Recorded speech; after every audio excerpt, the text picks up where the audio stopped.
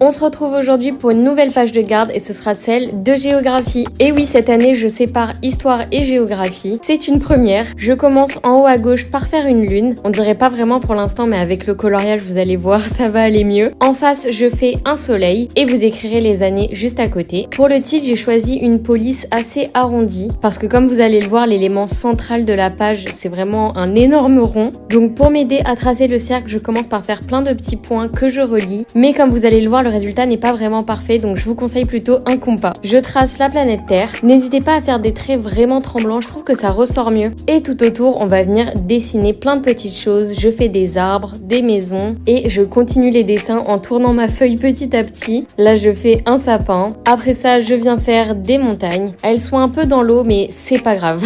Je continue avec un bateau. Je rajoute à côté une usine. Ça va nous permettre de symboliser la variété des sujets qu'on trouve en géographie.